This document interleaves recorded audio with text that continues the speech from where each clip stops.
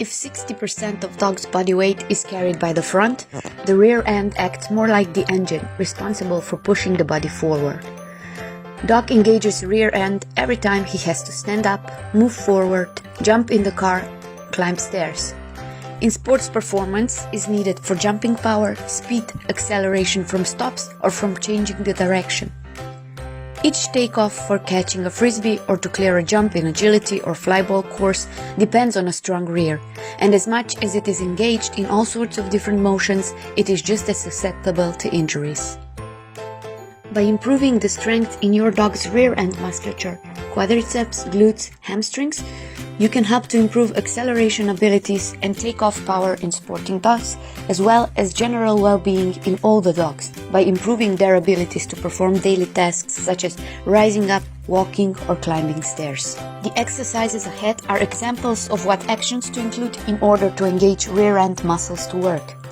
You can complete single exercise or all of them at any part of the day, but we do recommend you warm up your dog prior to working out with at least 5 to 10 minutes walk. Safety note: always provide non-slippery flooring for your dog to work on. You can use fitness equipment or random objects from environment, but make sure they are suitable for the exercise given. Use the amount of repetitions suitable for the level of fitness of your dog. Young, old, inexperienced dogs less, adult, fit dogs more. Sit-to-stand exercise strengthens specifically rear end musculature, the large muscle groups of quadriceps, hamstrings, and glutes, responsible for lifting up and powering the dog forward.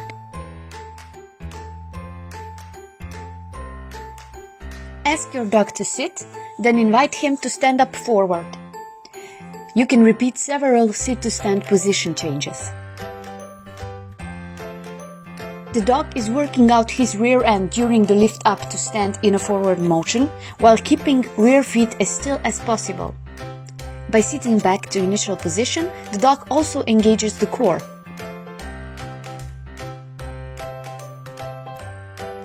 You can complete 5 to 10 repetitions, sit-to-stands in a row, and you can repeat it 2 to 3 times. Similar to sit-to-stands exercise, this time we will be switching down to stand position changes. Going into a down position engages a greater range of motion of hips, knees, as well as shoulders and elbows. By elevating the front end on a lower platform, you shift more weight on the rear end, and therefore working and strengthening the hind end musculature more. Main goal with this exercise is to keep all 4 feet completely still with standing up and laying down, as this requires the most precise muscle work as well as engages the core.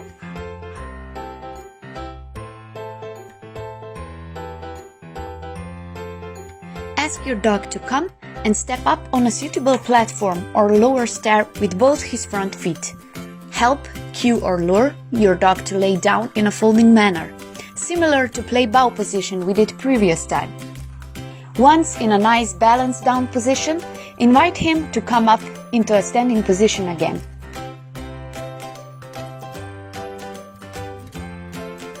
You can complete 5 to 10 repetitions, down to stands in a row, and you can repeat it 2 to 3 times. Lifting a rear foot is strengthening the glutes, hamstrings, and abductor muscles of the hind limb, as well as challenging your dog's body awareness. This exercise requires a bit of teaching skills. Once your dog knows how to target or going on a lower object backwards with his hind feet, you can try it beside higher objects to achieve an independent lift. Teach your dog to step backwards on the target or to lift a single rear foot. Once familiar with the move, you can complete the exercise 5 to 10 times with each separate rear foot, and you can repeat it 2 to 3 times.